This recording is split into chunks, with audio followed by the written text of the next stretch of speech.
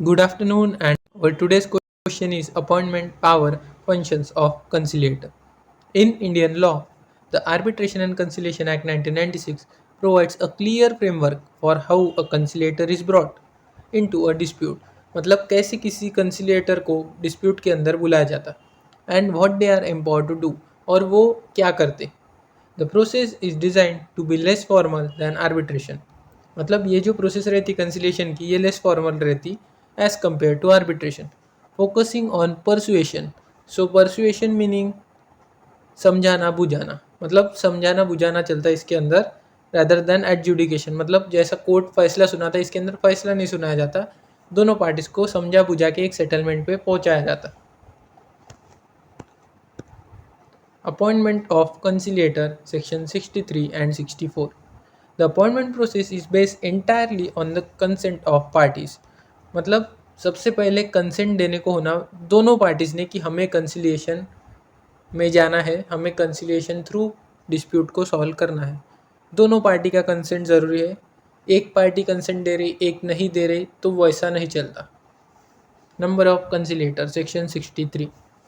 There is usually one conciliator unless the party agree there should be two or three. मतलब एक ही रहता अगर parties बोले कि एग्री करे कि हमें दो तीन उनके हिसाब से जितने भी होना, तो फिर वो पार्टीज अगर एग्री कर रहे तो फिर दो तीन भी रह सकते हैं, वैसे एक ही कंसिलेटर रहता. Where there are two or three conciliators they ought to act jointly. मतलब जिस भी कंसिलिएशन प्रोसीडिंग के अंदर दो या तीन कंसिलेटर है उनको सबको जॉइंटली एक्ट करना पड़ता है सेटलमेंट तक पहुंचाने के लिए. Procedure for appointment, section 64. Single conciliator, two conciliator, three conciliator. Parties में agree on the name of sole conciliator. Each party appoints one conciliator. मतलब सिंगल रहा तो दोनों पार्टी मिलकर डिसाइड करेंगे कि किसको कंसिलेटर रखना, और दो कंसिलेटर रहे तो हर एक पार्टी का एक एक कंसिलेटर, और थ्री कंसिलेटर रहे तो each party appoints one and the parties agree on the name of the third who act as the presiding conciliator. मतलब जो भी पार्टीज़ ने एक एक को अपॉइंट करा, दोनों पार्टीज़ ने एक एक अपॉइंट करा, और वो जो अपॉइंटेड दो है वो मिलकर तीसरे को बुलाएंगे ऐसा, और उसको प्रिसाइडिंग कंसिलेटर बोला जाएगा.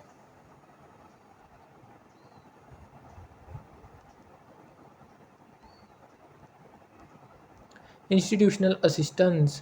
Parties may enlist the help of suitable institution like the ICADR to recommend names or appoint a conciliator on their behalf. और अगर पार्टीज खुद होके अपॉइंट नहीं कर पाए किसी कंसिलेटर को, देन वो फिर इंस्टीट्यूशनल असिस्टेंस लेंगी. जैसे पार्टीज हेल्प ले सकती कोई भी सुटेबल इंस्टीट्यूशन की, जैसे इन्होंने एग्जांपल दिया ICADAR टू रिकमेंड नेम्स और अपॉइंट कंसिलेटर ऑन देयर बिहाफ. मतलब ये जो है ICADAR मतलब इंटरनेशनल कंसिलिएशन और अल्टरनेटिव डिस्प्यूट रिजोल्यूशन, ऐसा कुछ तो भी होगा वो. तो वो जो इंस्टीट्यूशन है वो फिर रिकमेंड करेगा उनको नाम, और या फिर अपॉइंट करके देगा कंसिलेटर पार्टीज के बिहाफ पे.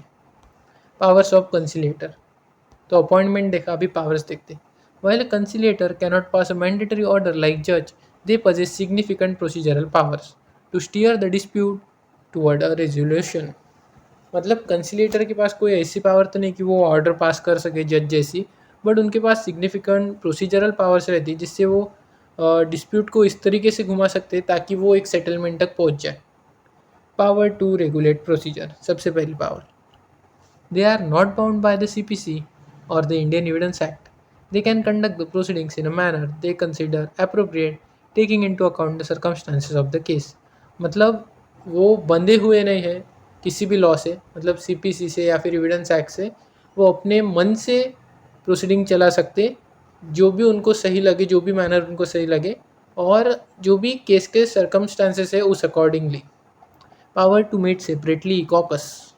The conciliator can meet or communicate with the parties together or with each of them separately. Section 69 में भी है ये.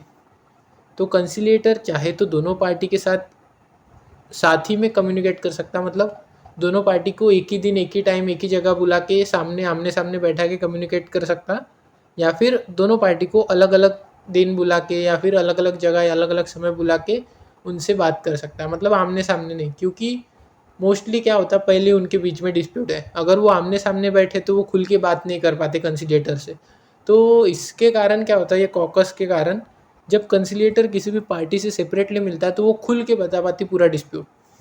तो वो कंसिलिएटर क्या करता, एक दिन एक पार्टी को बुलाता, पूरा डिस्प्यूट उससे समझ लेता, दूसरे दिन दूसरे पार्टी को बुलाता, उससे उसका समझ लेता, और तीसरे दिन दोनों को साथ में बुलाता, फिर ऐसा।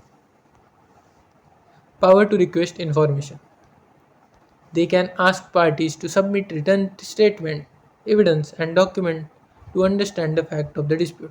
मतलब वो पार्टीज को रिक्वेस्ट कर सकते, पूछ सकते कि आप अपना जो भी डिस्प्यूट से रिलेटेड फैक्ट है वो एक तो रिटर्न स्टेटमेंट सबमिट करो, एविडेंसेस सबमिट करो, एंड जो भी डॉक्यूमेंट है जिससे अंडरस्टैंड हो पाए कि क्या है एक्चुअल फैक्ट डिस्प्यूट के, वो सभी कंसिलेटर के पास सबमिट करो. Power to formulate settlement terms. Unlike a mediator who generally remains passive, a conciliator has the power to propose terms of settlement and reformulate them after receiving party feedback. मतलब mediator का सिर्फ role है कि उसको सिर्फ सुनना पड़ता है, वो खुद होके कोई प्रपोजल नहीं रख सकता, लेकिन कंसिलिएटर के पास ये पावर रहती है कि वो खुद होके कोई सेटलमेंट टर्म प्रोवाइड करे या फिर प्रपोज करे पार्टीज़ के सामने, और उनके हिसाब से उसको रीफॉर्मुलेट करे, और मतलब जो भी उनसे फीडबैक आएंगे उस प्रपोजल पे उस प्रकार से उसको रीफॉर्मुलेट करके फिर से पार्टीज़ के सामने रखें.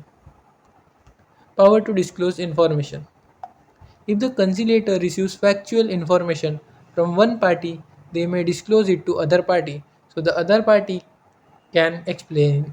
मतलब अगर कंसिलिएटर को किसी भी एक पार्टी द्वारा कोई फैक्चुअल इन्फॉर्मेशन मिलती है, मतलब फैक्ट के ऊपर कोई इन्फॉर्मेशन मिलती है, तो वो इन्फॉर्मेशन दूसरे पार्टी के सामने डिस्क्लोज कर सकते, ताकि वो दूसरी पार्टी उस फैक्ट पे क्या कहना चाहती है सुनने के लिए. However, if a party gives information confidentially, the conciliator must not disclose it. हाँ, लेकिन अगर कोई पार्टी कॉन्फिडेंशियली किसी इन्फॉर्मेशन को कंसिलिएटर को दे, फिर उसने उसको डिस्क्लोज नहीं करना, उसने वो खुद के पास ही रखना. सो ये थी powers of conciliator. Power to regulate procedure, meet separately, request information, formulate settlement terms, disclose information. Functions of conciliator, section 67. The primary function of a conciliator is to be a bridge between the parties. Their duties include, मतलब सबसे पहले तो जो primary function रहता है वो रहता है कि ब्रिज जैसा एक्ट करे कंसिलिएटर, मतलब दोनों पार्टीज़ को सपोर्ट करे एक सेटलमेंट पे रीच होने के लिए. देन बाकी की ड्यूटीज़ में आता जैसे असिस्ट करना पार्टीज़ को. The conciliator must assist the parties in an independent and impartial manner to reach an amicable settlement. मतलब इस प्रकार से पार्टीज को असिस्ट करे ताकि वो इंडिपेंडेंटली और इम्पार्शियल मैनर में कोई भी एक सेटलमेंट तक रीच हो पाए जो कि एमिकेबल हो, मतलब जिससे दोनों पार्टीज का भला हो. Adherence to principles. They must be guided by principle of objectivity, fairness, justice. मतलब रिमेनिंग न्यूट्रल एंड अनबायस, सबसे पहला न्यूट्रल रहना पड़ता और अनबायस रहना पड़ता. इंश्योरिंग बोथ साइड्स हर्ड, मतलब दोनों साइड को सुना अच्छे से. Justice, striving for a result that is equitable to both parties, और कोशिश ये रहे कि दोनों पार्टी को भला हो, दोनों पार्टी की विन विन सिचुएशन हो, इस प्रकार का कोई सेटलमेंट रीच हो. Consideration of practical factors.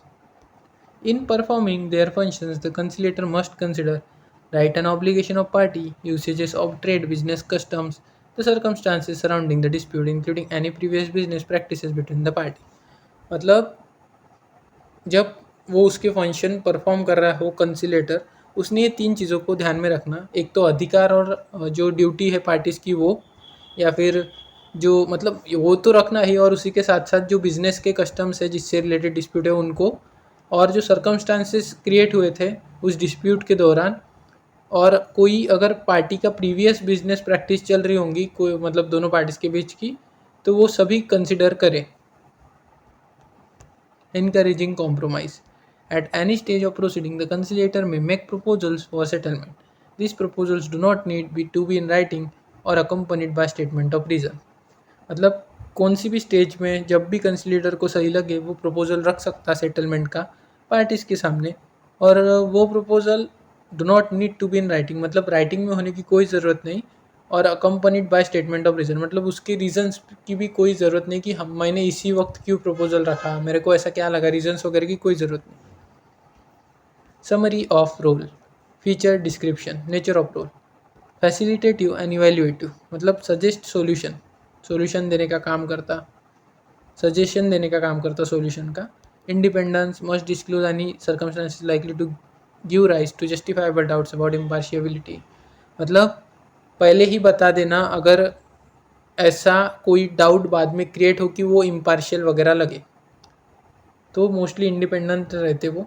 Then end goal, to draft settlement agreement which one sign has the status of an arbitral award, मतलब ड्राफ्ट कर दे सेटलमेंट एग्रीमेंट को जिस पे पार्टीज़ की साइन रहती और उसको आर्बिट्रल अवार्ड जैसा दर्जा दिया जाता बाद में। सो इधर अपना ये ख़त्म होता है कंसिलेटर के बारे में का सब कुछ। तो अगर ये क्वेश्चन आए तो सबसे पहले कंसिलिएशन के बारे में थोड़ा बहुत लिख देना। देन अपॉइंटमेंट कैसे रहता, नंबर ऑफ कंसिलेटर, प्रोसीजर क्या रहती। देन पावर्स ऑफ कंसिलेटर, ये देखिए पावर्स सभी। देन फंक्शंस क्या रहते हैं, assisting party, adherence to principle, consideration of practical factors, encouraging compromise, ये 4 फंक्शंस रहते। एंड समरी बाद में।